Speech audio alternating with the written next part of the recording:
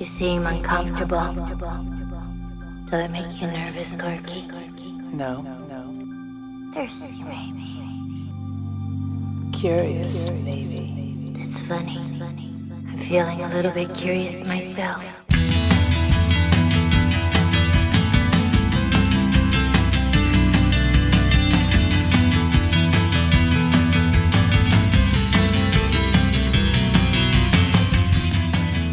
Some little mice sat in the barn to spin. Pussy came by and popped her head in. What are you doing, my little men? Making pods for gentlemen. Shall I come in and cut your threads off? Oh no, kind sir, we will snap our heads off.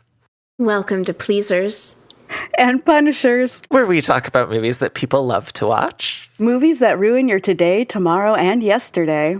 And all things kinky and queer. I'm Caitlin of the North. I'm May. You have to hurt it or it won't respond. Schultz.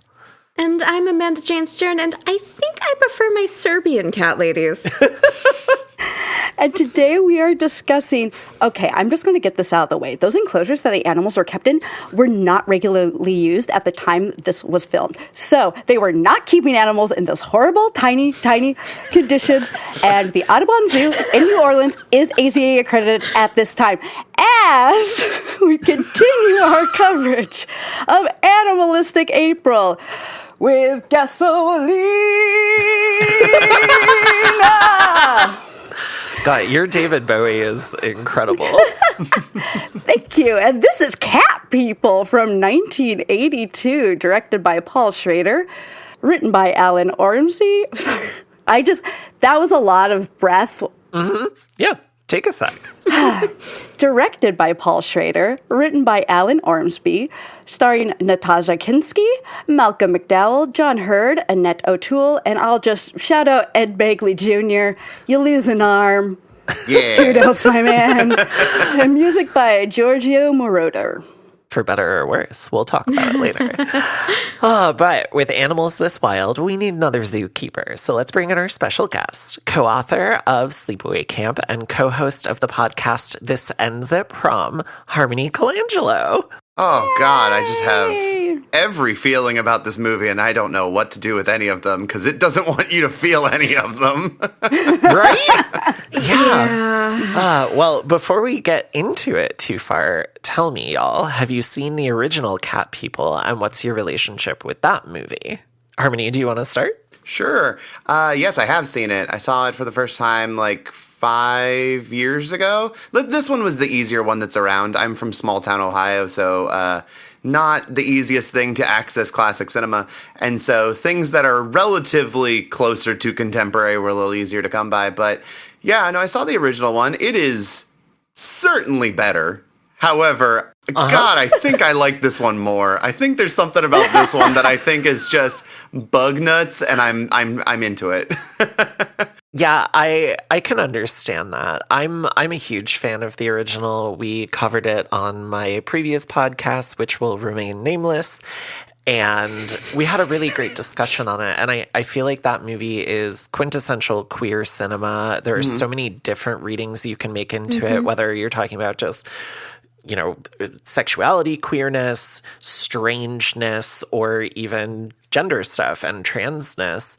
And I loved that about it. And it's also an absolutely heartbreaking movie that made me cry 3 times while I watched it. And it's only an hour, 13 minutes. Right? Yeah. Well, it's a really, really, and a lot of old movies did the thing where they just do a 60 to 75 minute movie. Yeah. And because they're short, they're really, really taut.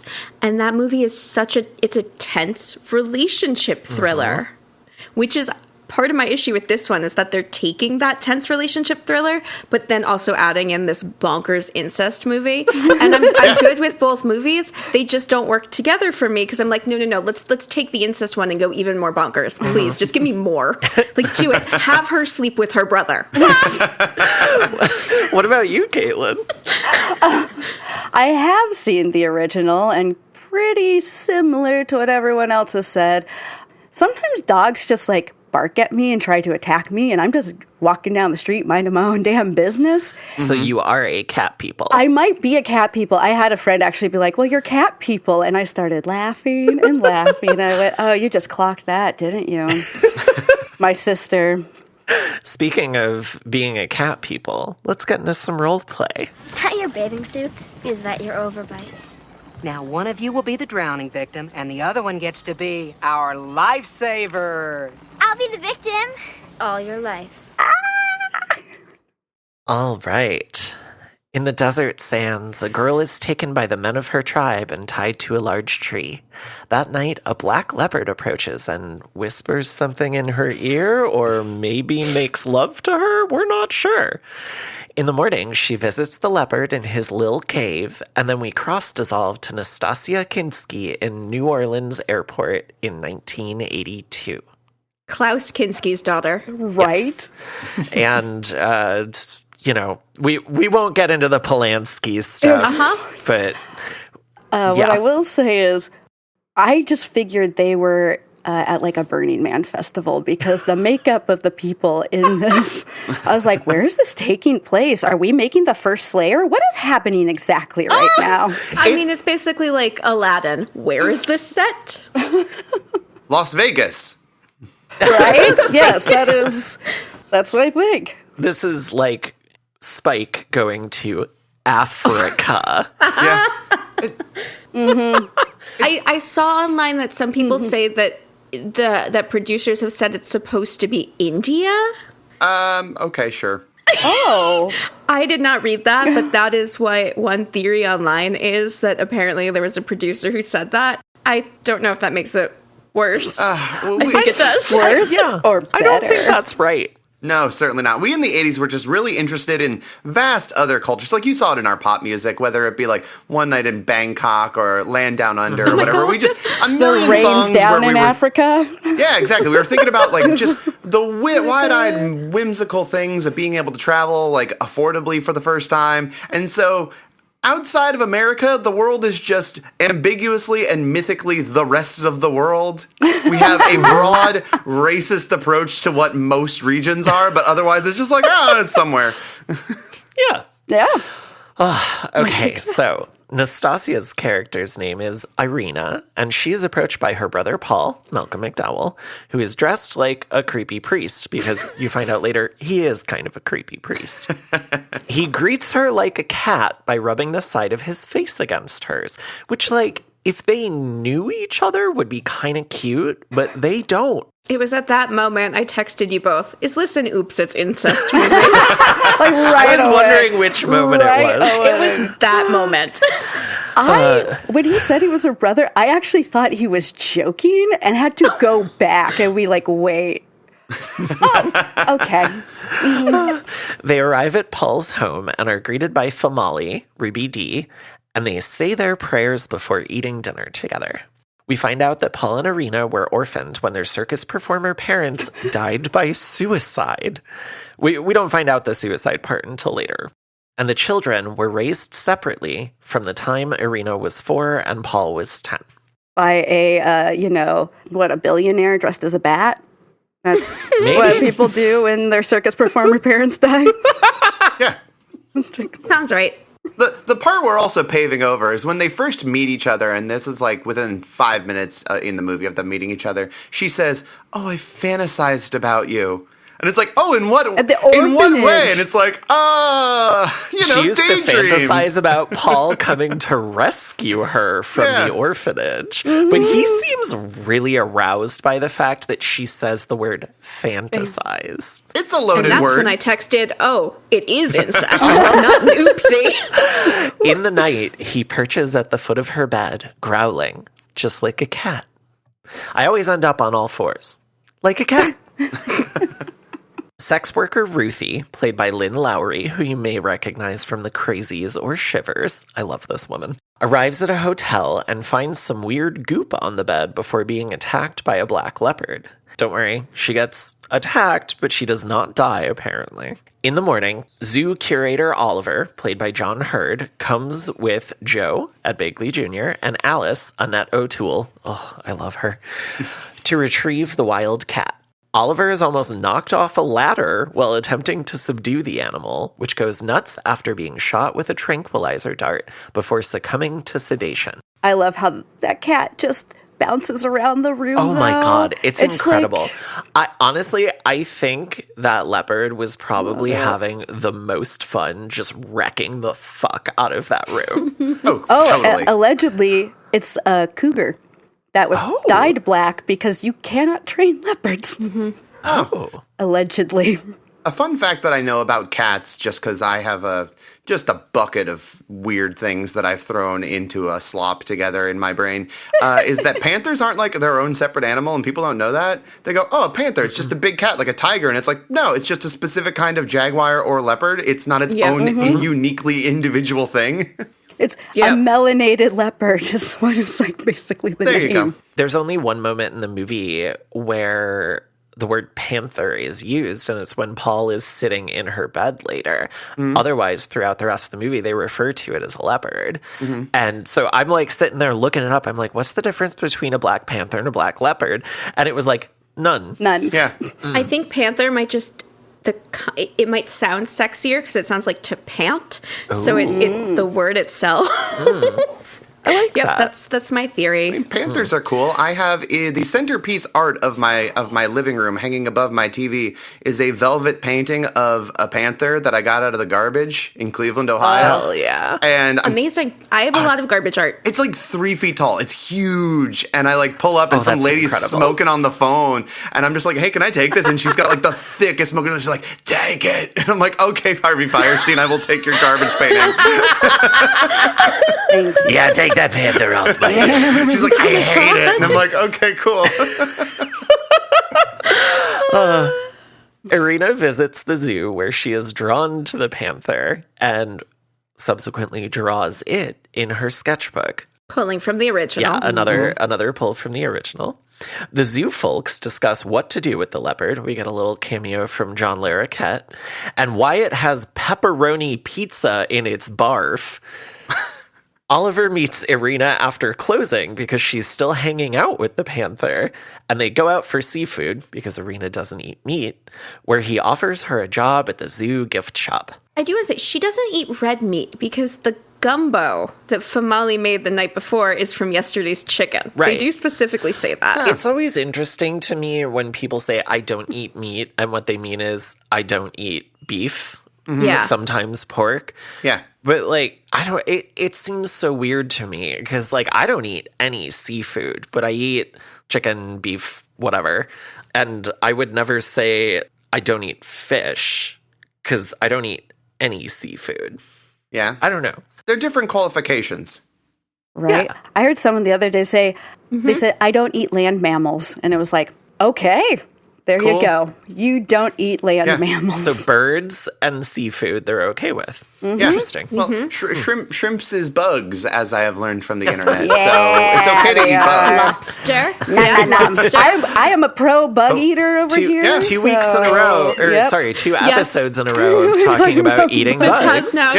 We covered Border on our last episode, which we actually recorded 2 days ago, and we were talking about eating bugs. A fun fact about eating bugs is, so cricket flour is a thing, and it doesn't really taste like anything. It just makes really dense, high-protein stuff. However, because shrimps are bugs, something my wife, who is deathly allergic to shellfish, learned at a, which one was it? What was it, a Snowpiercer event where it was cricket flour cookies? She didn't almost die, but she definitely wasn't feeling great. So then it's like, hey, fun fact, cricket flour will affect a seafood allergy. There is a difference. Allergies are so fucking weird and awful. Yeah, they are. Oh, well, I'm glad she didn't die. Yeah, me too. Oh my God. Little things. So Alice and Irina go out for drinks, and we find out that Irina is still a virgin, and a strange woman calls her my sister, or mi hermana. And this is, I think, the most fumbled part that they try to pull from the original movie. Yeah. Because that scene in the original is... I just got goosebumps even thinking about it. It is so beautiful. It is so haunting. And I talked about it on the episode of my previous podcast where we covered it. it's that moment where, like, Harmony, I'm sure you've experienced this, where you, like, see another trans person and you kind of give each other the look, like, hey, girl. Like, happens all the time. I bartend and they will always come to me and not the other bartender. I know. Yeah. Yeah, exactly. And it's like, it's that beautiful feeling of camaraderie without any kind of previous connection. And when that happens in the original film, it's such a powerful moment. And it's kind of the beginning of the character's journey that becomes different than what she thought it was going to be. And here, it's just a complete non sequitur throwaway thing that never has any impact beyond that. Well, it's also in the original movie, she already has the legend of the Catwomen of where she's from. So she's not, you know, she has some information and this is adding to it. Whereas here, she's just fully in the dark. And then also, I mean, in the scene in the original, she's out with Oliver. Right. There is no friendship that starts with Alice, which I thought was an interesting thing here. And then they just give it up. Yeah, which is a bummer because I like their dynamic. Yeah. And I know. And then she starts going after Alice, and I'm like, oh. So it felt so out of nowhere. It's out of hate. Like, honestly, I think having this scene included, like, obviously it's a throwback and that's the reason it's here. The original has it, so we're going to put it in this one. It's one of those. I think it really just implies, like, listen, it's not just, like, your dying bloodline of cat people and Malcolm McDowell and you are the only ones left. It's like there are other people out there. You just aren't with any of the other ones for whatever reason. Yeah. It has larger implications that they don't do much with. Right, and in the original, she really is isolated. There is that one woman in the restaurant, that really is the only other person like her she has met. They're both from Serbia. Yeah. Happen Well, as and often. we also get implications that other woman may be stalking people as a panther. And that does not happen here. It's all Paul. Spoilers. It's all Paul. It's all Paul. There was a reason for that, and we'll get there. Okay. In questions. Okay, cool. But yeah. When Joe attempts to clean the panther's enclosure, it rips off his arm. Yeah, and we do get a does. really great shot of blood flowing over Irina's white shoes. Yeah, we which do. is probably my favorite shot in the movie. The ballet tied shoes, they're very delicate. Yeah. But you get that espadrilles. you get that deep blue sea aerial shot of Ed Begley Jr. missing his arm. Yes. Just like, I just look, I'm not a huge fan of Paul Schrader in general, but every now and then he does something and I'm like, okay, I see what you're doing there. Like, he knows how to make a movie. Like, he knows how to shoot a movie. Yes. He's just a lunatic, and that is, in many ways, what I like about Paul Schrader. right. Have you seen First Reformed? What a laugh riot that is. Oliver and Alice prepare to put the panther down, but when they return to the enclosure, all that's left is a pile of goo and fur. That goo. Yeah. Irina goes home and finds Paul dressed like Return of the Jedi Luke Skywalker a year before Return of the Jedi, who attempts to seduce her, then straight up assaults her. His eyes begin to change in the moonlight, and they each leap off the balcony like cats before she immediately runs into a police car that just happens to be coming down the street. They're making their rounds. Oh, yeah. You know, a lot of danger, a lot of drunks in New Orleans. You know, you never know when you're going to be needed as a cop, obviously. No one needs cops. Precisely. Sorry, who said that? Was the wind. Detective Brandt, played by Frankie Faison, and I read that apparently his voice was dubbed by another actor, but I don't know if that was for an older version of the movie, because when I was watching, I'm like, no, that sounds like Frankie Faison, who I absolutely love. And I just watched Maximum Overdrive on Tuesday, so I got to see him in that too. So he comes to the house and discovers an enclosure in the basement where the panther was kept, and describes a string of bodies, mostly sex workers and runaways, found in pieces, genitals torn out, sure that Paul has been using the panther to do his killing, and Famali is taken into custody as an accomplice. This poor woman. Oh, right. Like, she immediately taken into custody for obvious reasons. Sorry, I didn't continue with that one. There are bodies in the basement, and I don't know There how much are bodies in the basement. In the court of law, I'm not positive how much of the no, I don't go in the basement kind of is a good defense. Right, I know. That, I don't know how it was bulletproof not a that good. is. Oh, the basement. I don't go there. I don't know her. It just straight up starts Mariah Carey. Like, I don't know her. Yeah. I've never been here before. There's a basement in this house? Never been. I don't know. A basement? What is a basement? I don't know what those are. The next day, Oliver and Irina head out to the swamp for a leisure trip and begin to get romantic because he has a swamp house. Yeah. Makes no sense It's to like me. a lake house, but it's a swamp house. Because But she just mosquitoes had are a sexy. She just had a traumatic night, and he's like, "Oh, we're gonna go to my swamp cabin." Why? Because he give her a doesn't break. care about what she wants. He cares about what he wants, obviously. Yeah, of course. Hard-living John Hurd is out here for a good time. John Hurd, who has a photo lab in his home in this, just like in Chud. Photo lab is in so many things. I know, but John Hurd specifically having a photo lab in his home in those two movies is very funny to me. I went into this expecting John Hurt, and I was a little bit sad. Oh, see, I like John Hurd. I've always found him kind of handsome, which, not my usual type if I'm going to find a dude handsome. Yeah. I think it's because he's the dad in Home Alone, and he always seemed like a decent dad. So, I don't know. Well, we had a whole conversation when I was watching this with BJ, and she's just like, listen, I don't find John Hurd handsome here. There's another movie where he's missing an arm, and he has a beard, and he has a pirate eye patch, and he's really handsome in that one. I'm like, okay, fair enough. Like, put as much That sounds like when I would find him attractive. Yeah, he kind of looks like Snake Plissken. It's like, put as much shit on him so he doesn't look like John Hurd, but otherwise, like, John Hurd, I think, is like a Bill Pullman kind of guy where, like, moms generally I think he's love Bill handsome. Pullman. I love Bill Pullman. Excuse me. I think Bill Pullman is so much sexier. Okay. I think it's like snarky. There's a lot of those guys that I remember Like just a kind thinking of a looks like cipher.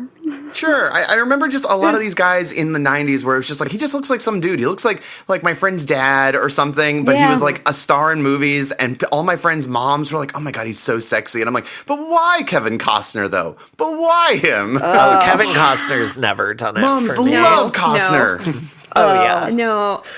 Kevin we should put Costner that on a shirt. Moms Moms love love Costner. I keep getting followed by fake Kevin Costner accounts on Bluesky. Wow. What? It just keeps happening. Wow. That and Pounded by Produce. You are just Specific killing it. MO.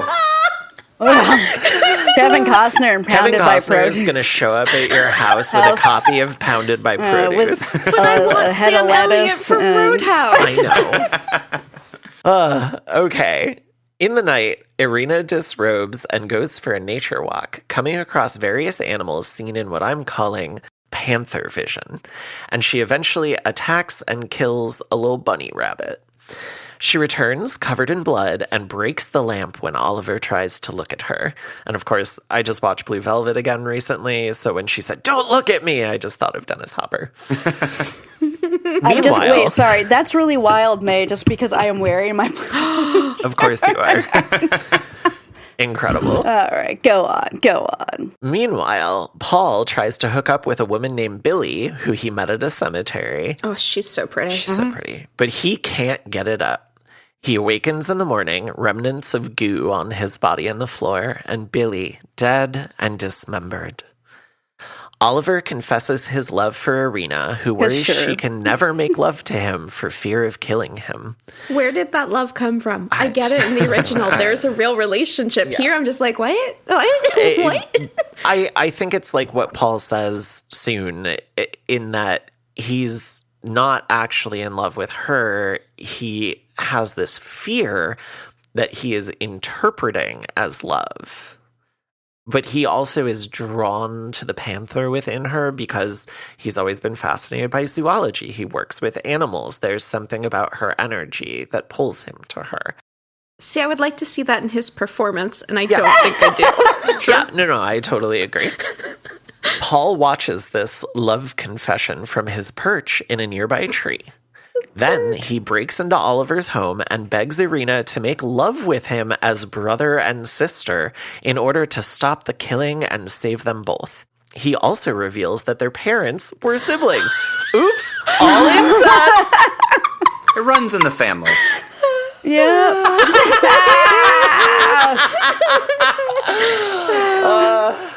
We recently talked about doing a whole month where the theme is just oops, all incest. That was a thread. Really threw this one in early then. That's a thread on our WhatsApp chat. Yeah. But it did come up last recording 2 days ago. Mm-hmm. Because you saw it in Border that they were going to be revealed to be related. Yep, that's right. Paul begins to transform, and after returning home, Oliver is attacked by Panther Paul, who is shot and killed by Alice. Oliver begins to perform a necropsy, and if you don't know what that is, it's an autopsy, but on an animal. What? You're making a face, Caitlin. I just like, honestly, I'm like, they just drug this alleged cougar to shit. I love how it's just lying there blepping like great. I'm like, it looks just like my monster while she sleeps, just all like when she's really zonked on drugs too, like her tongue will definitely stick out. And if you actually watch closely, you can see the tongue flick and you can see it breathe too. So I was like, So Oliver begins to perform a necropsy, revealing a human arm inside the carcass before it all dissolves into a cloud of noxious smoke and a pile of fur and goo. This is great, though. I love that arm reveal. I really do. This is such a gooey movie. Yes.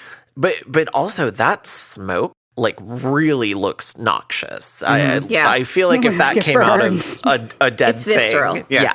People are very chill about how gross and noxious everything is in this movie, where he's just like, oh no, there's smoke. I'm going to stay in this room. I've got a mask. It's probably fine. Or like Malcolm McDowell like eats gooey flesh that's on his body, and I think he's struggling to eat it. I think he as an actor is not doing a good job.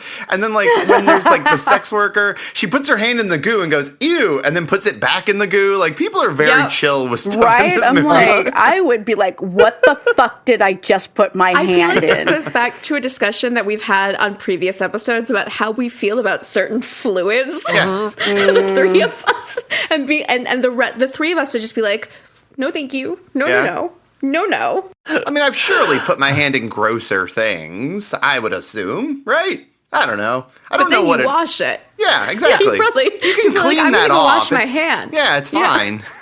I mean, I'm a career bartender, so I've had to just clean up over messy drunks. Oftentimes, like, people would go barging into the bathroom, and it would be dudes who would go, well, there's the urinal, which is closer than the toilet, so I'm going to puke in the urinal. So then, to 2 a.m, you have to put on a glove and clean chunks out of urinals. So, like, I've had my fair share of goo. I think I'm pretty numb to stuff like this. Irina takes the train to Richmond and dreams of meeting Paul in the desert. He tells her the story of their incestuous human-panther hybrid ancestors and reveals that in order to return to human form, they must kill. Alice goes for a jog in the park, and the film ineffectively recreates the bus jump scare from the original, but with a trolley car. And surprisingly effectively recreates the pool scene wherein Alice can hear a leopard growling from the shadows before Irina shows up, acting sultry and claiming she's just looking for Oliver. So she goes to visit Oliver at home and they make love, but then she transforms in the middle of the night and leaves without harming him. Alice and Oliver head to the bridge where Leperina, which I called her, but I guess Pantherina, was spotted. And then he takes off for his swamp house where he finds her, having killed the groundskeeper in order to transform back into a human. Oliver ties her to the bed and makes love to her so that she can transform back into a panther and rejoin her people. But instead, he puts her in the fucking zoo. And the movie ends with David Bowie's not that great theme song.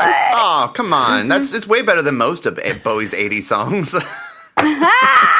I'll take all of Labyrinth over Okay. this song. Well, that's an unfair stick to measure this against. I'm talking I'm talking about Tonight, and I'm talking about whatever the album that had Blue Jean on it. Those are terrible albums. Yes. God, I can never remember the names of I his don't know. 80s There's stuff Let's because I Dance, don't listen and then to it. Yeah. Diamond and then Dogs. we come Like back the in the stained- 90s. Diamond Dogs is 70s. Is Yeah. it? Yeah, and Diamond Dogs is fucking great. Yeah. No, it's the one with the stained glass looking cover. Yeah. Yeah. Good Okay, videos. so- There's that. Great videos. All right, tell me, everyone.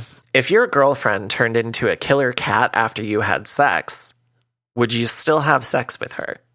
This is such a would you still love me if I was a worm question. I don't So know. what's your answer? Am I safe? I don't know. Maybe. I love my wife very much. Yeah, I'm sure. Sorry, I'm trying really hard not to make a Borat my wife joke. It's just, it's hard. It's that like social conditioning. It's like the Pavlov's bell. Someone says the phrase "my wife," and my brain just wants me to go, "My wife." No, of course. To this day. I absolutely would. I think if she could survive by killing not other humans, or maybe like turn it into a rape revenge thing where she's going after terrible people that fall through the cracks of the quote unquote justice system. That sounds ideal to me. And I'm not even a furry. Well, you're not fucking her in cat form. No, but we could still snuggle while she's in cat form. That might be true. That might be really nice. Might be really cuddly. Yeah. I spoon my cat when she's in the mood. Yeah. Sorry, she's obsessed with me. She will just like lay on me, over me. She doesn't like me. She's obsessed with me not walking around like a maniac is really what she's obsessed with. So she just wants to lay on me at all times, and she's very large. Cats have no concept of your boundaries or consent, but they do have very strong boundaries and consent issues with themselves. Yes, they do. I had a college professor who once said, "Your cat isn't caressing you. It's caressing itself against you." Yeah. All right, Caitlin, Amanda, what do you think? Yeah, sure, why not? Yeah, I'm game. Go for it. All right, Let's see what happens. I mean, I'm still Chaos. fucking a human. Yeah. She's not going to kill me afterwards. I don't know. Why not? Why don't we There's kill him? not really a downside. Maybe that means she's extra good with her tongue. I'm not sure. Or maybe her tongue is very rough. Right? Possibly. Maybe.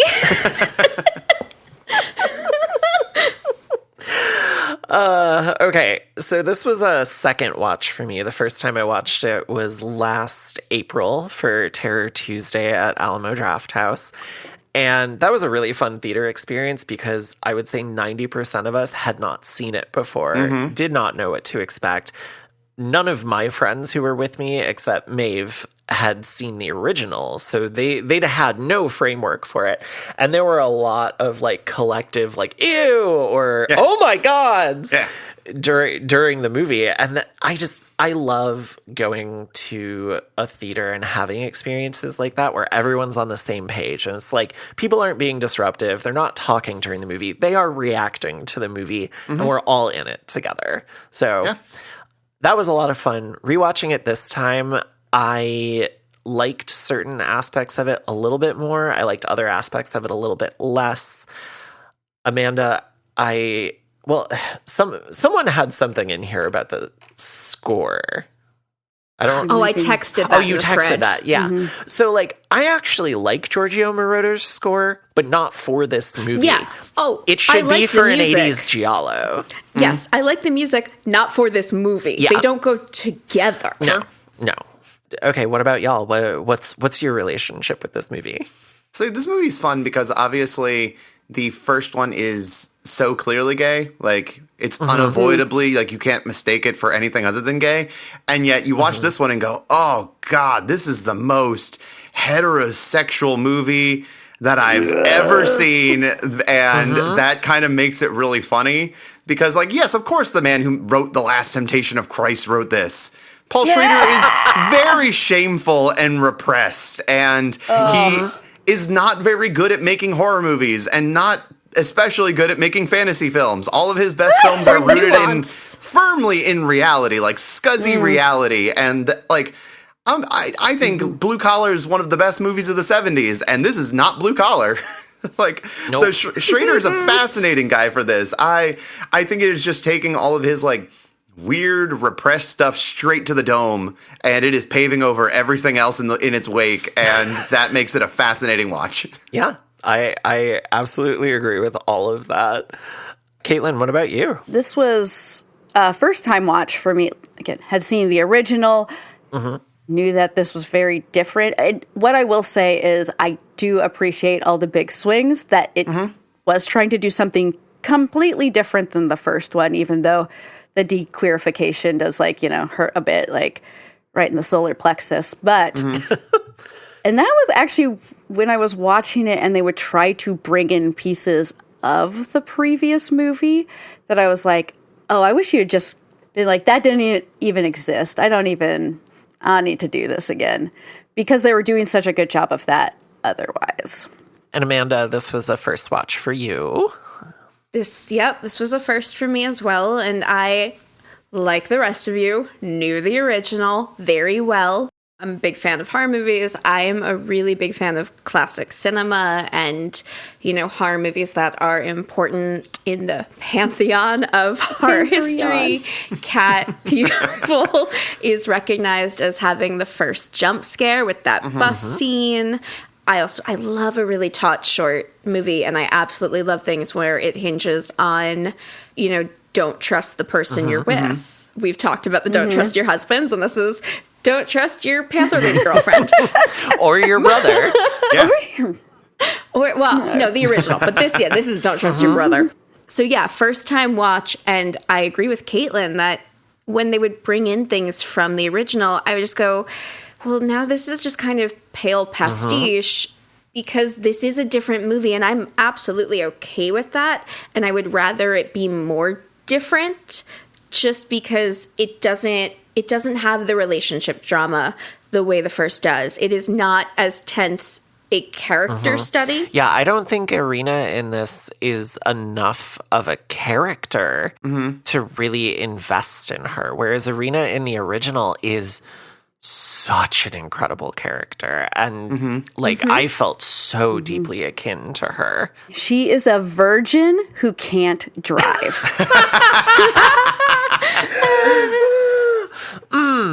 All right. Well, I think it's time to move on and discuss the film's context in our next section, Faith and Chance. I can't exist by myself because I'm afraid of myself, because I'm the maker of my own evil.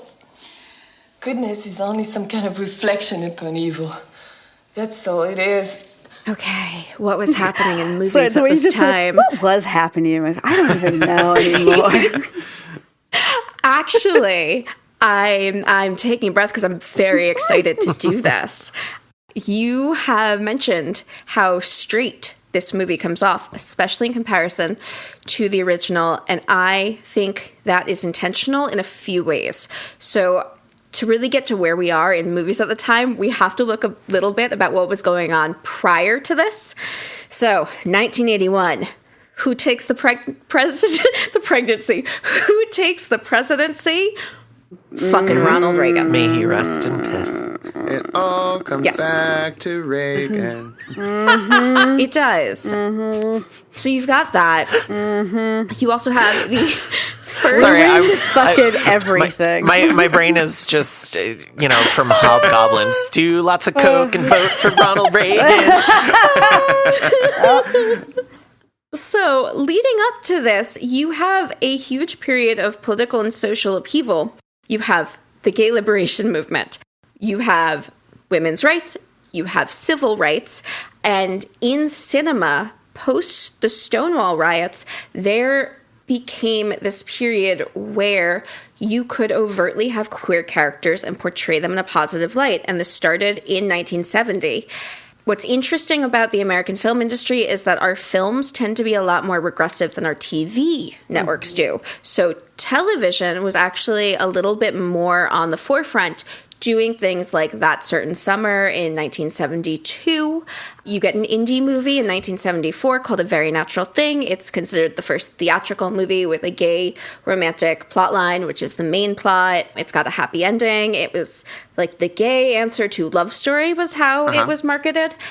And this ends in 82 when a movie called Making Love comes out. It is the first major studio, so it's 20th Century Fox, movie that follows a gay man who has a love story with another man. It is the first major studio movie to feature a kiss between two men. It's Michael Ontkean from Twin Peaks, and he will not talk about this movie, so that makes me upset. But Harry Hamlin, who is the other lead, will do nothing but talk about this movie. That doesn't surprise me. I'm sad Michael Ontkean wouldn't talk about it, because I love Sheriff Harry He's S. just kind of weird. But remember, he didn't go back to Twin Peaks, so I don't know that it's any of this. I think it's other stuff. But when the first documented AIDS case was 1980, but by 82, fear was starting to spread, so the industry was shutting down because film industry is actually really regressive. So all of that progress that was getting made got shut down. And then we start getting, there are indie movies that are amazing. My Beautiful Laundrette, coming out of England in 85, was actually really surprising in how well it did. And then you start getting more movies that focus on women because it was the safer thing to do. I'm not saying that's bad. Those movies are great too, but it is... So a movie like this is very reactionary to what's going on and taking an overtly queer storyline and straightening it up. And then it's also, one of the first drafts of the script did not have Paul. It was just about Irina, the sexually aggressive female. And the original director, Roger Vadim, who did Barbarella, thought it was sexist. Because it was a sexually aggressive woman who had to be tamed and put down. And that's why the brother got added. So when you kind of put all of the political stuff together, what you get is a movie that, much like the slashers of the 80s were against, women's rights and sexual liberation, you get this. That is so fascinating. I have 200 pages of research on queer film history that I did on my own. Oh, absolutely. That is all so good to know. And even in a broader spectrum of where movies were, we were remaking a lot of classic horror movies around this time. You get The Thing, you get The Blob. There's just so many of them, The Fly. So I think, even with this movie specifically, I thought, okay, so clearly someone went, oh, The Hunger. I want to do The Hunger, but I want to do Cat People. And then I was wrong because The Hunger comes out the next year. So that is not even a good excuse. I added a note here that apparently the first two drafts of the script were written by Bob Clark from Black Christmas. And Porky's. Yes, and Porky's. I try to forget that. Yeah. I'm not a fan of A Christmas Story, but I love Black Christmas. A Christmas Story is just, that's royalty where I'm from, and it holds up so well until they go and have Christmas dinner at the Chinese restaurant, and then you go, oof. Ooh. Yep. That part really, that's the most 80s thing I can think of. We loved casual racism in the 80s especially. We were really loud about it in that decade. Yeah. Yeah, it's like gay jokes in the 90s and early 2000s, and especially the frequent use of the R slur in the late 90s into the 2000s. Yeah. Oy. But yeah, so Bob Clark wrote the original two drafts of this script, and then it was taken over. I have no idea how much of his original script is in this, but we can kind of assume that his versions were the ones that did not have Paul. Yeah, and the director of Barbarella thought sexist. Fascinating. How dare women have autonomy? We must put them in the zoo. Right? Right, it's terrible. Right, and we still do in this movie. We still, the moment she embraces, put her in a zoo. Well, Caitlin, tell us about... Animals that won't be put in a zoo? Yeah. They cannot be contained. Werecats. Feline theranthropes. Polyuranthropy. I did not do that right at all. The first part is Greek. It's one of those things that I'm like, it sounds good in my head, but the moment I start saying it, there's just no way. Polyuranthropy? Greek. What is really fascinating, though, to me, is that werecasts are not common in European folklore because Europe doesn't, especially Western Europe, doesn't have any big cats. Mm-hmm. They don't have a cougar. They don't have a jaguar. They don't have a leopard. They do not have a panther in Serbia. Let me just be very clear about this. They actually have this tiny little, it's called a European wildcat, and it's smaller than my domestic house cat. Aww. Yes, I was like, this is adorable. It does look just like a cat. Mm-hmm. My cat. Oh my god, it does. Yeah. It looks like a mini bobcat, so it just looks like a cat. Aww. Very cute. And then they have two lynxes. Speaking of bobcats, they have two lynxes. There's the Eurasian lynx and then the Iberian lynx. So in Europe, typically what you would find is werecats were more witches turning into domestic cats. They're plentiful all over the place. The Malleus Maleficarum, which is the 15th century Catholic witch hunting manual, talks about this very thing. However, in other continents, such as Africa, you will get were-lions, panthers. I said panthers and leopards, which is ridiculous. Well, were-lions, a type of leopard. Leopards, were-hyenas, particularly in Ethiopia and Angola. And Sunnydale. And Sunnydale, and a True Blood, that whole Werepanther clan. That went really well for everyone. Why? Okay, the nerd guy in the hyena episode was a counselor where I went to sleep with him. Incredible. Oh, wow. One time... Shout out Jeff. One time I saw... Danny Strong, the actor who plays Jonathan. One time I saw him in a Baja Fresh in LA. Yep. Okay. Yes, that is so funny. I'm not getting to the part that isn't funny with this. None of it's funny. It's all monsters and folklore, and it's amazing. Typically, you would see leopards were usually deities pretending to be humans. The gods would mate with people, with humans, and then your offspring could be shapeshifters. Which is what they're doing here. Yes. We have lions. People would shift into lions. That was typically reserved for royalty.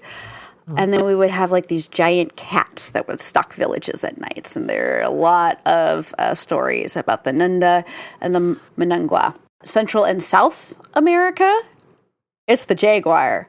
So many jaguars. We got jaguar warriors. Apparently the Olmecs were super into this jaguar warrior, even more than the Aztecs. Olmecs, this shape-shifting jaguar, everywhere.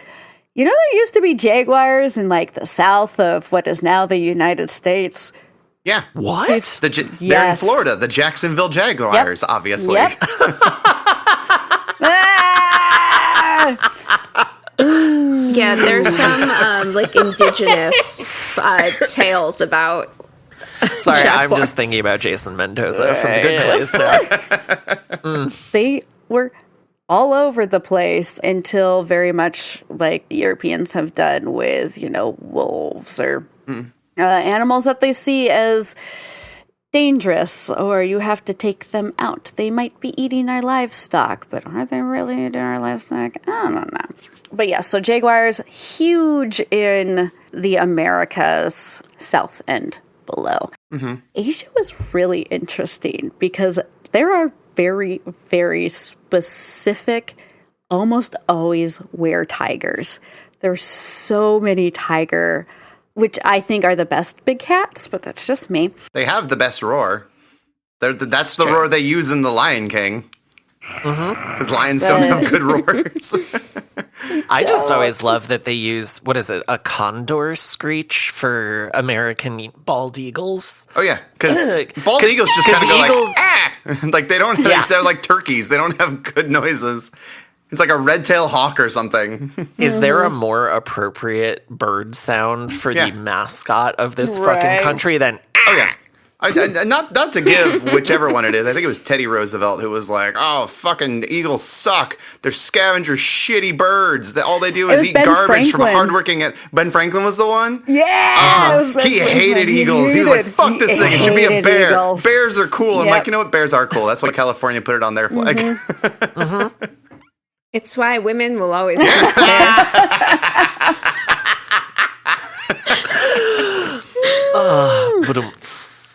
Unless you don't have bears, like in Australia, and then they don't know. They just don't even get it. It is no, everything else will kill you there. They don't get the power and strength and size of a bear because they don't have any. Yeah. Which is why these like weretales are so interesting, because they very much are associated with the apex predators that occur most often in these countries and geographical locations. I mean, we have in India, there's a lot of like dangerous sorcerers. In China, it was thought were-tigers could be a hereditary curse or a vindictive ghost. A lot of ghosts being killed by people, not ghosts, sorry. People being killed by tigers. A lot of this is like comes from like people being killed by tigers, and if it's like a tiger that's killing too many people, then they become a were-tiger and can actually take on you are what you eat now. I think that's just a Pokemon evolution. Right, there you go. You get enough XP, and then eventually you evolve, and then you become a people tiger. You become Incineroar. And that's just science. Yeah. God, Incineroar, who has the worst up B in Smash Bros. Oh, I'm sure he does, but yet he's the most broken Pokemon in the entire competitive game, apparently.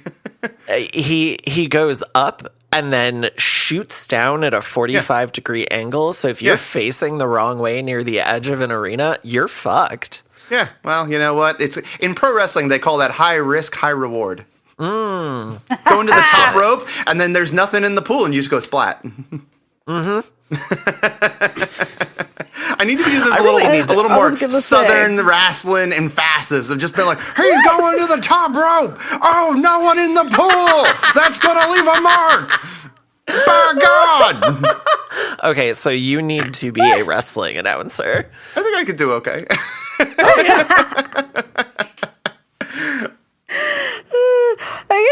I guess to close this all out, because why not? We do have people in Sumatra, the Karachi Malays.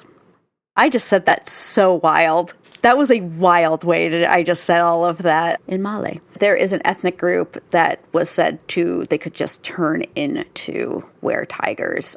And we see this again in other countries, in our continents, geographical locations. Like there are in indigenous cultures, I think it was Chippewa, specifically have this were-owl, which I also learned that you should not say a lot of the names of the actual monsters that come from indigenous cultures in the United States, because it was thought that then you could bring it if you say its actual name. So, so it's like Candyman or Bloody Mary? Yeah, it's kind of a Candyman situation. Cool. Absolutely. I love that. Speaking of Candyman, this movie received mixed reviews at the time. People had a bit of a hard time with the intersection of sex and violence. Stupid. That's what they had a hard time with. Yeah, not of course. The runtime. Nothing else. Nothing else.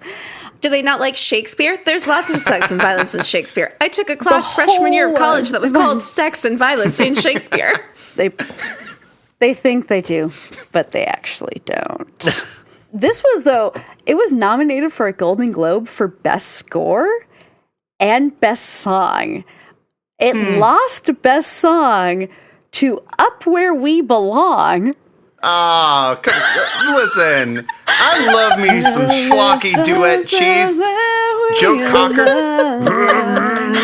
I know, I was like, I had no idea it was Joe Cocker was singing that. I was like, oh my God. Like, biggest hit of his career, not Cocker. a cover. Dude made a career off of just covering the Beatles a million times, and this one was an original. He sure did.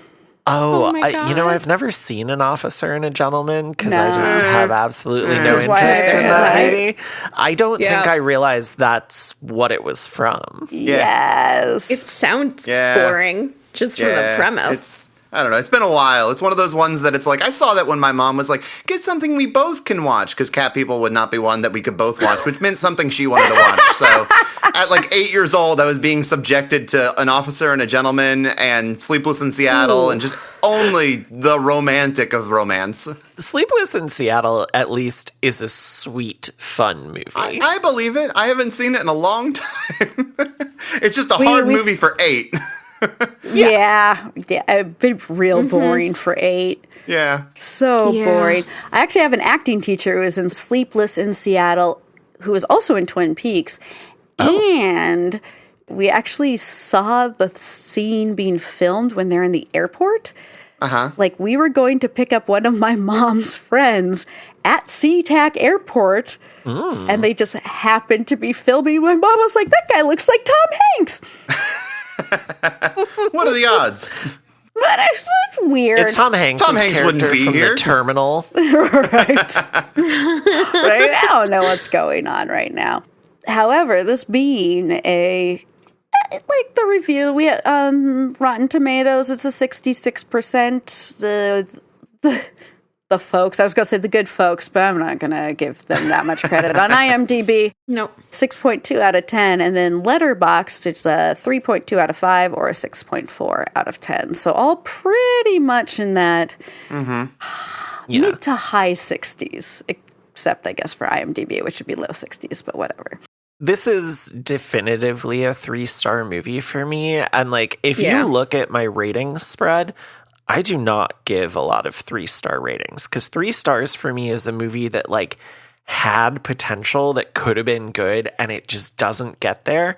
And it's not quite stupid enough to be the kind of thing that I can watch and be like goofy with on a regular basis.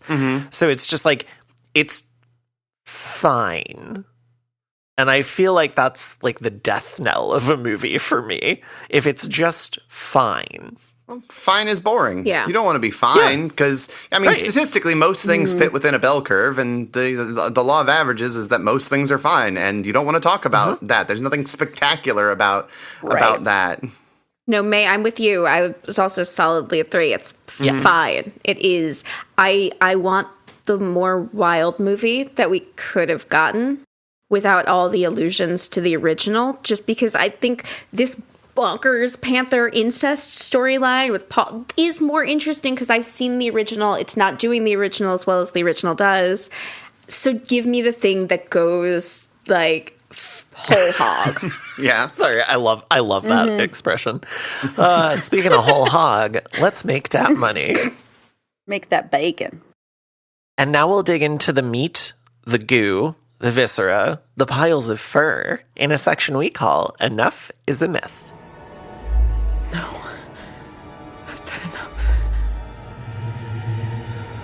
Enough is a myth. Alrighty. So, as I mentioned earlier, the original draft of this movie did not have Paul. With Roger Vadim, the director of Barbarella, originally set to direct, he was worried the movie would come off as sexist, since it focused on a sexually aggressive woman who had to be destroyed, which is why Irina was made the more passive sexual character and Paul was added to be aggressive. When you think about how sex is depicted in this movie, does it feel aggressive? Is sex presented as this big bad wolf? Or do you think there's a pro-sex argument to be made? Oh God, I think it's pretty fucking regressive because it's like, hey, I'm your long lost brother and I'm the only person you can have sex with safely without hurting other people. It's Abstinence. Yeah, it's like arguing for abstinence or incest, and those are two extremes on the sexuality spectrum. And it also, like y'all said before, it's so straight. This is such a straight movie. And like, the moments where there are even allusions to the existence of queerness, it's like when Alice is talking about how she gets men to stop bothering her by telling them she's gay. And of course, in that moment, I'm like, oh, maybe you two should kiss about it. That's what I thought. Also, this does not address the idea of queer sex. This is very focused on PIV, penetrative sex. And that really, I mean, at this point, obviously, that's what sex is to people. And I think that's part of what makes it feel regressive. No, that makes a lot of sense. I think I love movies. For the record, I don't love this movie. I think this movie's fun. I'll watch it maybe once every 5 or 6 years and be like, yeah, okay, we're good for now. The Blu-ray is stunning, by the way. But I like movies like this because I feel like I'm a fly on the wall in a culture that I don't totally belong in. It's like watching a Charles Bronson movie. It's like watching movies about dudes just being the most dudes they could ever possibly be, with no concern they will be observed or perceived by women in any way, shape, or fashion. And Paul Schrader, as an individual, doesn't really make movies about women, and I don't want him to. That's not really his thing. I don't think that he should. And as a result, this movie is circumstantially about a woman, and it's about how men perceive women. So you get Malcolm McDowell being a lunatic, as he's known to do in most movies, and I never want him to be less of one. I want to watch Psycho Killer, which is apparently unwatchably bad, except Malcolm McDowell's in there for like one scene and he's incredible. I guess 80-something-year-old Malcolm McDowell has a cult of goth girlfriends, and I'm like, all right, listen, I'll show up for that. Why not? I get it. Go. I find him more attractive in this movie than I find I think I would. Even with that Luke Skywalker look? I would fuck Paul, and I know what that means. Would you fuck Return of the Jedi Luke Skywalker? Oh, well, absolutely. Yeah. No, I was like, I mean, theoretically, I'd fuck him. You're not into Mark Hamill. I would fuck any of that main cast. Are you kidding me? At any given time. I would happily be in a Han Leia sandwich. Yes. I mean, I think that was probably one of my earliest sexual awakenings, was being like, ooh, I want to be Leia and also make out with Leia and also make out with Han. And like, we're talking, I was 3 when I was having those thoughts. Yeah. It's okay. I have just as early. By the time I was 4, I could recite all of the original Star Wars movies from memory. At least by Return of the Jedi, he was not... Like, if you said A New Hope, Luke, I'd be like, absolutely fucking not. A New Hope Luke is a whiny little bitch. He's like cute and boyish, but like he is really cute and boyish. Older, a little more weathered once he gets his scar and he gets a little older. I don't know. Mark Hamill's a cutie pie, and I don't mind it. I theoretically like the idea of fucking men. I think men are beautiful in the way that you go to a museum and go, I don't want to fuck the art, but I really like looking at the art. I don't want to fuck the art. Oh, can I steal that? Because that is like exactly how I feel about dudes. Yeah, like I look at the statue of David and go, oh, he's stunning. I don't really want to a dog chasing a car. I don't really want it, but I like the idea of it. I think Harrison Ford's so handsome. I think Malcolm McDowell, who's in his 40s in this movie, is a little weird looking, but like he's boyish and cute and weird. Yeah. So, I think that there's like a weird... Yeah, exactly. So, I think that, like, I want Paul to be here, because if he's not here, the movie's way more boring as a result. It's probably classier, it's probably closer to the original, but you need him to be here. And...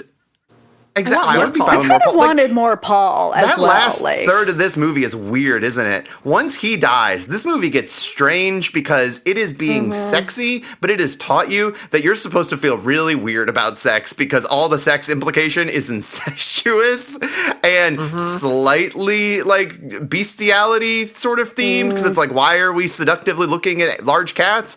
It teaches you sex is weird because the people making it are horribly repressed. And then it's like, all right, well, if we're going to do it, I have to tie her down. I must control the woman because I'm the man and I only care about my sex because I'm not really thinking about what she wants. I just don't want to die. And then I put her in the zoo so that I can have her forever. This feels like I am observing the boys club, and that makes it an interesting thought piece of a film that's also nice to look at and insane.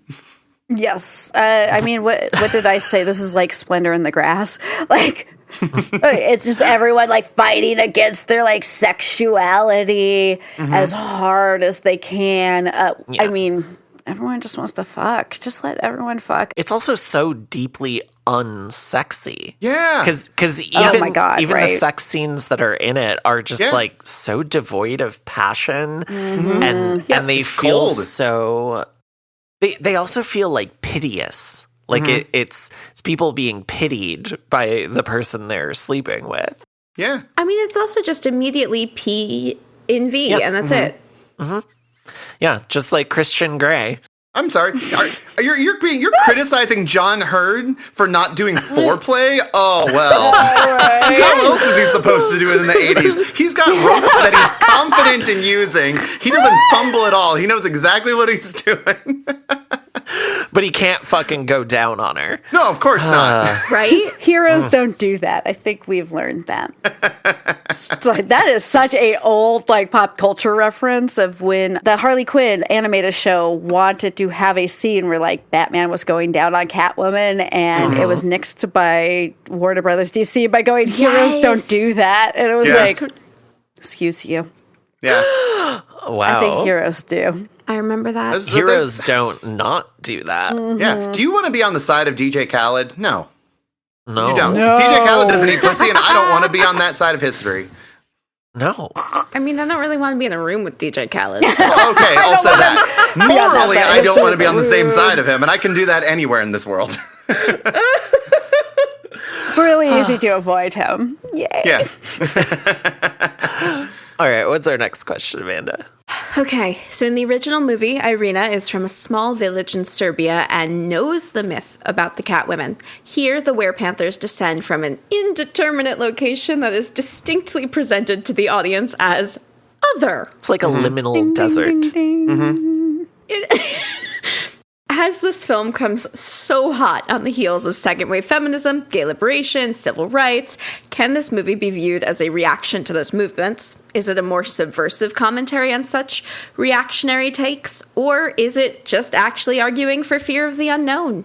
I mean, certainly arguing for the fear of the unknown, but this is one of those things where I don't think these men were even thinking about that hard. Right. I think they were thinking about themselves, and therefore it wasn't really even anything else. I think it is genuinely not that complicated. Men are simple. Which sucks. It sucks that, like, we can do readings on this. Yeah. But it's not that substantive to begin with. I was doing a lot of research. There is so little analysis, and there's so little even interviews talking about any deeper meaning behind this movie in the way you normally get with a big budget movie with named people. They had nothing to say. I can't help but think about this in the way that, like, in Japan, kaijus and giant monsters, like, they mean something. They are symbols of something. And when we bring them to America, they go, oh, you big lizard. Look at the big lizard. Oh, I love him. He's a big turtle. Oh, sick. And I think that's kind of largely how we treat a lot of our monsters. It goes through ways where we will actually interrogate what a monster means in this country. But sometimes it's just what are the monsters in Tremors? They're big worms. Do they symbolize anything? No, they're just big worms. No, the only symbolism in that movie is that Fred Ward and Kevin Bacon are roommates in big quotes, and they added a lady character because they felt they needed a romantic love interest for one of them. But it is so clear that they are a fucking couple. They're together. The lady is boring. She is not boring. The Tremors franchise is so good to its women characters. The Tremors franchise. She doesn't need a romance with Kevin Bacon. She's so much more capable. They don't live without her. She literally does everything because she's smarter than all of those boys. The Tremors movies needs its women. It's got Reba McEntire. I totally agree with you on that. But let the himbos be together. Right, but let the himbos be together. Don't have her be a romantic interest. Yeah, she is good as a character in terms of what she does, not as a romantic interest. Fair enough. I'm such a stickler for things like this because I like the read. I love the read of like, yes, John Woo men together in John Woo movies are in love with each other, but also it's brotherhood. And so I love that. I like a read. John Woo once said, if you see it as homoeroticism, that is your privilege. And I think that is just very delightful wording. But there's this thing about men in culture where it's like something, not to give any men credit, but just try to interrogate them and understand them. I like the idea of men being able to have some sort of intimate, loving relationship with each other without it inherently becoming sexual and homosexual. Because then they get afraid. If you call it gay, then they go, oh, I'm not gay, no homo. And then they have to have some response to it. Teen Wolf, the TV show, had actually really good friendships between guys. Oh, nice. That were not. I've heard, like, the show. Do I need to watch Teen Wolf now? Good. Because the Teen Wolf movie's not very good. No, and it's very homophobic. Good things about the show. It keeps coming up recently, too, on just like other podcasts I listen to. Queer. Oh, nice. I love that. Yeah, I don't really think there's enough within the movie to think that it was actually trying to say something more than just like, oh, hey, this is weird, therefore it's bad. I think that it was a reaction, but it wasn't thinking about it. Okay. Like it was subconscious? Like kind of the subconscious, like de-queering. Again, this idea we want, it's actually really wild. I feel like we got the really aggressive, like sexually aggressive female more in the erotic thriller of what the early 90s. Later 80s. 87 is Fatal Attraction, and that's kind of the definitive beginning. But Body Heat was 1980, which is really an early erotic thriller, and that's obviously Double Indemnity with boobs. Right. And I mean, that's kind of a win-win. Oh, yeah, totally. I think that's a really smart one because it's a subversion on the noir genre and the Hays Code and doing what you could not do in the Hays Code. So it's also interesting to look at like the erotic thriller in the 80s when things got way more filthy and specifically sexual. We got lurid, you know. We got very Fredericks of Hollywood. We got like nice lingerie and wonderful lighting in the 80s. And it was the lack of accessibility to like pornography that made people be drawn to like, well, I gotta see what this movie looks like. How else am I gonna see porn? And that sort of falls out of fashion once they can see it more in the 90s. I almost think that this movie has like a weird trajectory of being like, listen, we went too sexual, but we need to pull it back. We need to pull it back. Oh God, it's a horror movie again. Look at the pool shot. It's nice, right? Don't think about it. Like this movie is like weirdly balancing a thing of like, we went too horny. Get it scary so they feel weird about being horny. Okay, go horny. Now, okay, be monstrous again. Like it's this weird tug and pull that this movie has as an 80s film. Tug and pull. You heard me. So what you said. It's like when two animals play and they're pulling on the same toy.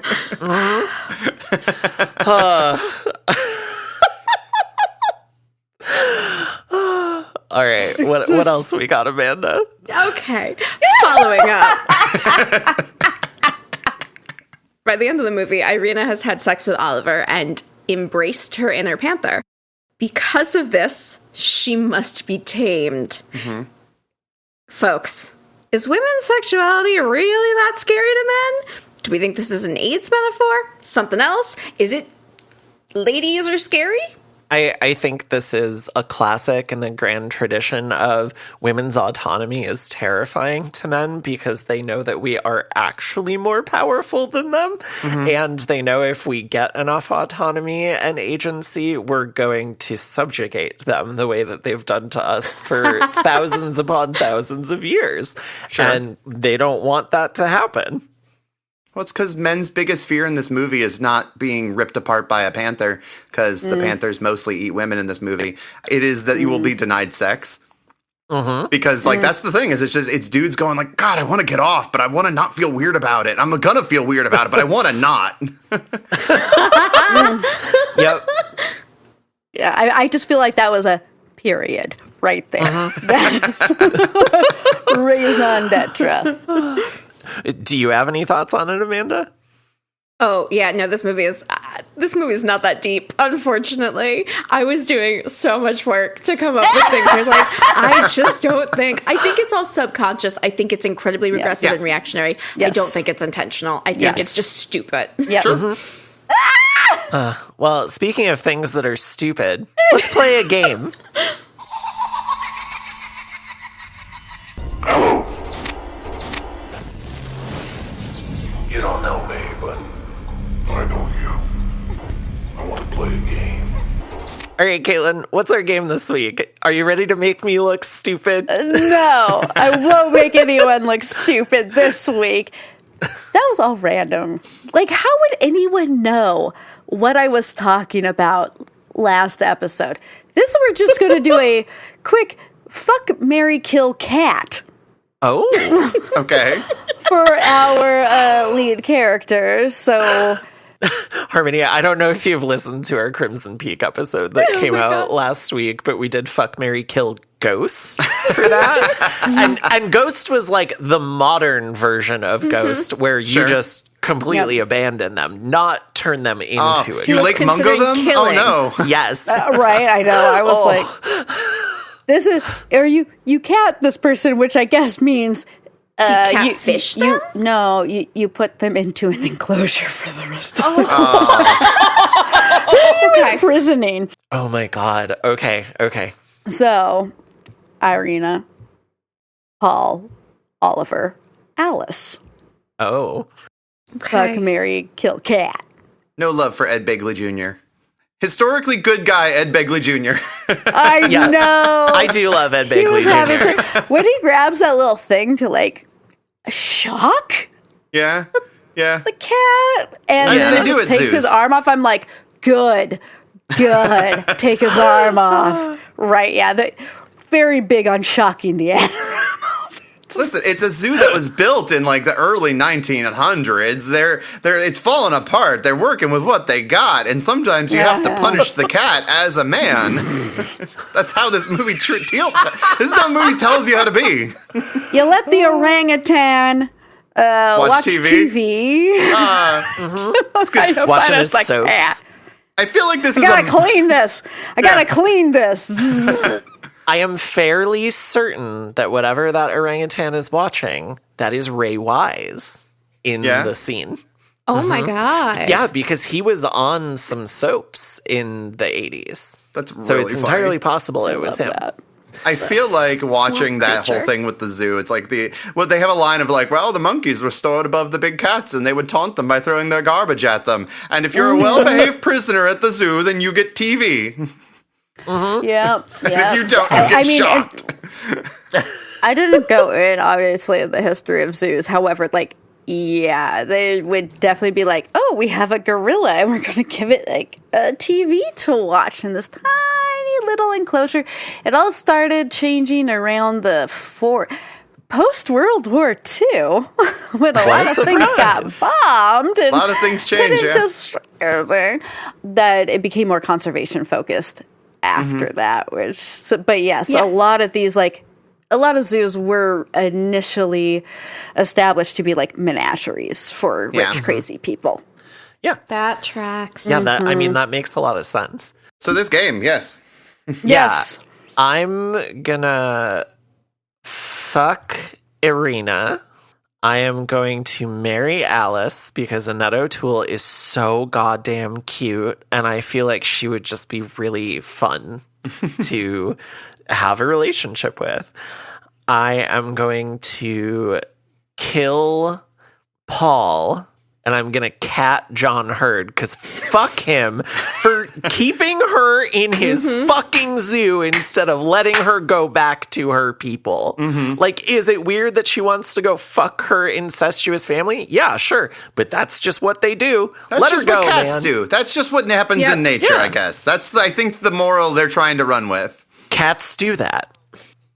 All right, who's next? I was going to say, is anyone different? Because that was actually very close. Mine. I was going to say, That's exactly I think that was where we're going with that. I also wonder, because if I fuck Irina, this movie's concept of sex is only heterosexual sex. So is she even going to turn into a panther? Maybe not. Exactly. And I want to, scientifically, I need to know. Yeah. Well, especially because, like, do you really think he made her come?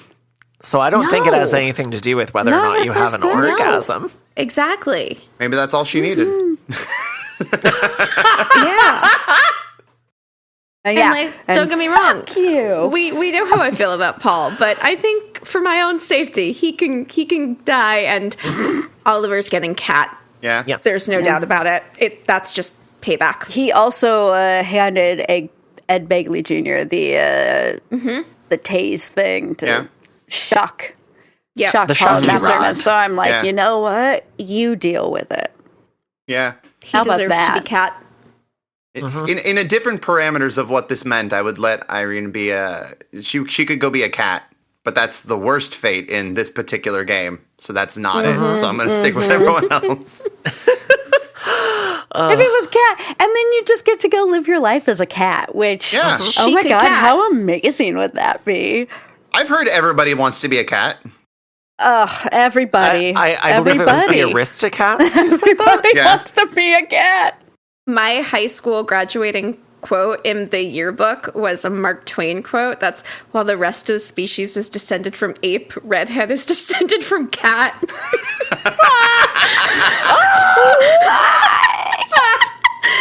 Why not? Sure. All right. So wait, Amanda, does that mean you're cat people? Yeah, she has a dog. I was going to say, you do have a dog. My dog thinks he's a cat. From I've had everything I've heard dogs. about Buka, he does think he's a cat. He really does. Should we categorize this thing? Most certainly. I mean, I guess it's kind of kinky, Pleaser, but it's mostly a punisher. Yeah. Queer. I think this is a punisher Straight. that, like... It's straight as fuck. Yeah, it's so straight. It borders on kink because the incest thing, but I feel like when you have actual siblings engaging in incest, it's less of a kink and more of, what are we doing here? It's incest. Oops, all incest. Hey now, what did I say? I have a really fun incest story. Words that would only ever come out of your mouth. What? No.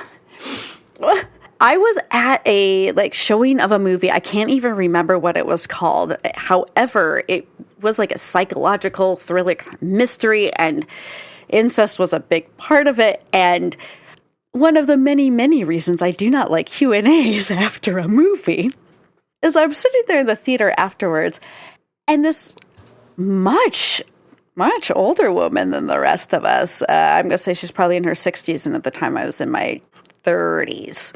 She may have been older. She may have been in her 70s, raises her hand, and she's like, so some people are really into this idea of incest. Okay. What were you trying to say about incest? Because some people are really, really into this idea. And I went, I can never be in a Q&A ever again after this. Oh my.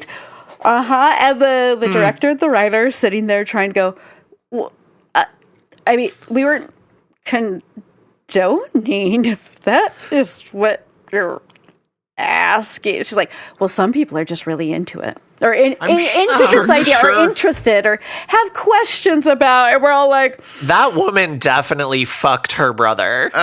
She wanted to fuck her brother, is what it sounded like, and didn't take the... Maybe she was asking for permission. Speaking of incest, Florida just killed a bill that would stop first cousins from marrying. Great job, Florida. Keep on floating. Okay. My categorization is... They have to protect the Jacksonville Jaguars. See, oh my God! Full circle. Full circle. Well, I guess with that, does anyone have any final thoughts Or should we wrap this up and send it off to Africandia? Africa Burning Man, dia. Mm-hmm. Okay, well, yeah, I guess let's wrap up with what awaits us next time. Don't you see? He's got us now. Okay, this is exactly what he wants. We can't go to the police, not now. He's made sure of that. He's just out there and he's watching us and waiting. What are you waiting for, huh? What are you waiting for? That brings us to the end of our episode. Thanks so much for joining us on this journey, fellow travelers. If you like what you hear, please leave us a rating and review wherever you can, because it helps more people find the show, and it makes us all tingly inside. You can find us on Instagram at Pleasers and Punishers, and on Bluesky at Pleasers Punishers. You can also email us at pleaserspunisherspodcast@gmail.com. You can find me on Bluesky and Letterboxd at Everson Poe. You can find my music on Ampwall, Bandcamp, and streaming services as Everson Poe, 2 separate words. Reminder, I still have a bunch of vinyl copies of my Hellraiser 2022 album. It's really good. The records are pretty. It is. Please buy it. I'm poor. And you can also hear me podcasting on Tender Subject and Slayerfest 98. Caitlin, where can you be found? I can be found at Caitlin of the North on Threads and Instagram, Cat of the North on Letterboxd, and I just keep popping up on People Under the Scares, Patreon, Buffy Rewatch, Fuck My Hellmouth. And Amanda? You can follow me on Bluesky and Instagram at Amanda Jane Stern. I'm Witchy Wanderer on Letterboxd. You can also hear me podcasting on Don't Be Crazy.